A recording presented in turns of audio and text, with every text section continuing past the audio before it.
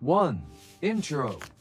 For 2,000 years, people wondered how the Stoics stayed calm while the world burned around them. Now neuroscience finally proves they weren't just wise, they were right. And what this discovery means for your mind is shocking. Before we go deeper, hit subscribe to Legacy of Thinkers so you never miss the truth behind ancient wisdom. 2. The modern problem.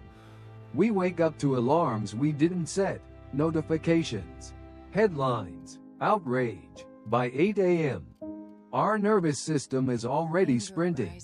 The feed rewards speed and certainty. Life demands patience and nuance. So our minds loop. What did she mean?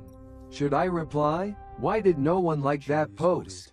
Micro triggers ping the amygdala 100 times a day, while the prefrontal cortex, your brakes, gets drowned out. We replace quiet reflection with doom scrolling, confuse visibility with value, and call anxiety productivity. Then we negotiate with every emotion as if it's a fact. The result? Overthinking becomes the default operating system. Shallow breathing, tight jaw, compulsive checking, sleeping with the phone in our hand. We're not bad at life, we're just flooded. What we lack isn't information, it's space between stimulus and response. 3. The Stoic principle. The Stoics didn't promise a quieter world, they taught a quieter mind. Their core move is brutal simplicity.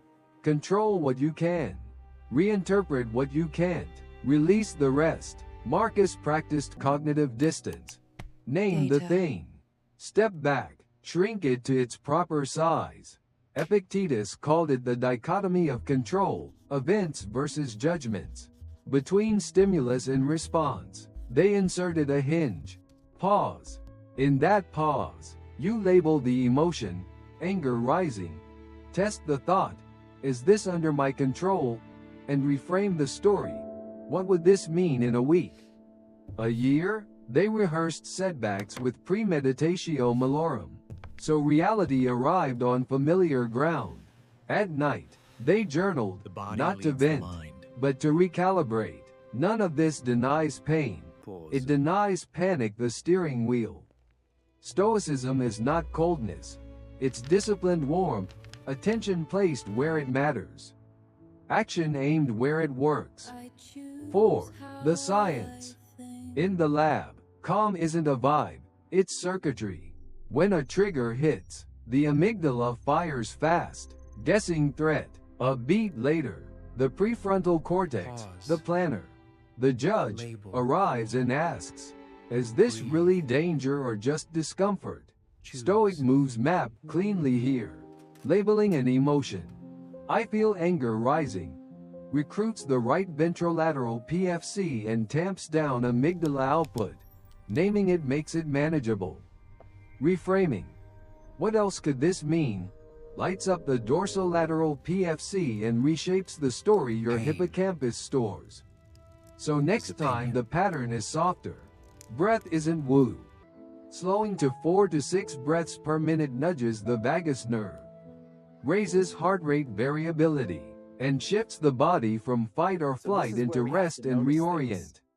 Even a 3-second pause lengthens the gap between impulse and action long enough for executive control to engage. Attention also matters. The anterior cingulate detects conflict. I want to snap. Don't.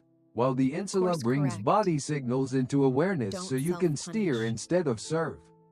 Practice wires this in. Repetition strengthens prefrontal amygdala pathways like reps in a gym. Journaling at night consolidates the day's reframes during sleep, so your cortex wakes with cleaner models. None of this erases pain. It reassigns authority, from alarm to appraisal. The Stoics trained character. Neuroscience shows they were also training circuits. 5. The method. Start small. Start now. 1. Name it. The moment you feel heat in the chest or jaw, say quietly, anger rising, anxiety buzzing. Labeling recruits your prefrontal, adult in the room, and shrinks the surge. 2. By 3 seconds. Inhale through the nose. Brief hold. Slow exhale.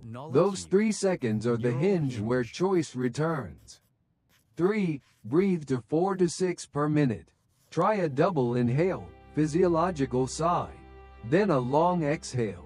You're signaling safety to the body so the mind can think. 4. Ask the Stoic question. Is this under my control? If yes, act on the next smallest step. If no, shift to interpretation and aim your energy where it works. 5. Reframe. Replace "this ruins everything" with "this is data. What's useful?" Or "what would this mean in a week? A year?" Time dilutes drama. 6. Zoom out. Imagine you're viewing the scene from 50 feet up. People become figures. Comments become pixels. Urgency loses teeth. 7. Premeditatio malorum. Each morning, rehearse likely frictions, delays, criticism, tech hiccups. Decide how you'll respond before they happen. 8. If-then plans. If I'm interrupted, then I pause and note one word. If the email stings, then I draft. Wait 10 minutes. Reread. 9. Values check. Ask, what action aligns with courage, justice, temperance, wisdom? Right now, let virtue pick the verb. 10. Evening calibration. 3 lines. What triggered me? How did I respond? What would better look like tomorrow? Close the loop so the brain encodes the upgrade. 11. Guardrails. Silence non-critical notifications. Park the phone in another room during deep work. Create a react later folder. Environment beats willpower. 12. Body anchor. Unclench the jaw. Drop the shoulders. Soften the belly. Posture is philosophy in 3D. Run this for 30 days like reps. Track only what you control. Pauses taken. Reframes made. Journals written. Expect imperfection. Course correct. Don't self-punish. When in doubt, repeat the mantra. Pause. Label. Breathe. Choose. Calm isn't an accident. It's a protocol. 6. Transformation. Change doesn't arrive with fireworks. It sneaks in quietly. Somewhere around week 2, you notice the first shift. The trigger still appears, but the spiral doesn't. Lena described it as a softness where the chaos used to be. The email that once ruined her morning now buys only a raised eyebrow. The text that used to spike her heart rate now earns a single slow breath. This isn't numbness, it's competence.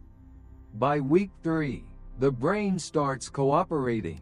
The amygdala fires, but the prefrontal cortex answers faster. Like a friend stepping between you and the flame. She begins responding instead of reacting, pausing before speaking, reframing before assuming, zooming out before judging. And then the deeper shift.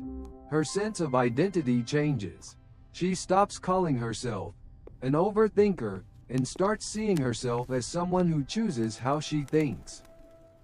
That's the Stoic transformation, ownership.